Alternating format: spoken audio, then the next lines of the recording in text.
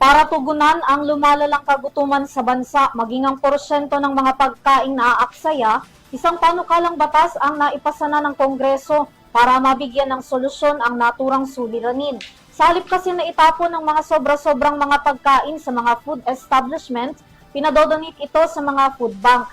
Pasado na ito sa ikatlo at huling pagbasa ng Kamara na pinaboran ng mayorya ng mga mambabatas. Alamin ang kabuuan ng balita sa report na ito.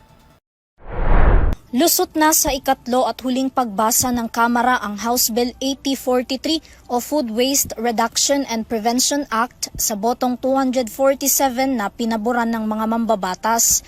Sa ilalim ng nasabing panukala, oobligahin ang lahat ng malalaking food establishment, sakop ang mga restaurant, hotel, fast food chain, food manufacturer, cafes at mga culinary education na i-donate sa mga accredited food banks ang kanilang edible food surplus o mga sobrang pagkain na matutukoy na fit for human consumption. Kung ang isang supermarket naman ay may 500 square meter na espasyo sa kanilang mga pagkaing ibinebenta, kasama sila sa batas. Layo ng panukala na mapababa ng hanggang 50% pagdating ng 2030 ang food waste o naaaksayang mga pagkain sa Pilipinas. Sa halip na itapon ng mga pagkaing ligtas na pwede pang mapakinabangan, ibibigay ang mga ito sa mga pamilyang patuloy na nagugutom o walang kakayahang bumili ng pagkain.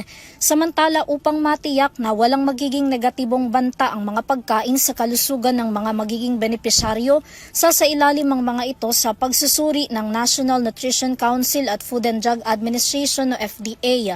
Ang Department of Social Welfare and Development o DSWD at mga lokal na pamahalaan naman ang tutukoy sa mga food insecure family o individual na magiging benepisyaryo. Samantala, nakasaad naman sa batas na hindi maaaring ipagbili ang mga dinonate na pagkain. Sino mang mahuhuling lalabag at mapapatunayang humaharang sa libreng pamamahagi ng mga pagkain ay pagmumultahin ng hindi bababa sa 500,000 pesos. 1 million pesos hanggang 1.5 million pesos sa pangalawa at ikatlong paglabag, habang 2 million hanggang 3 million pesos naman sa apat at panlimang paglabag. Para sa EuroTV News, Vanessa Cleofas, sumasaludo sa bawat Pilipino.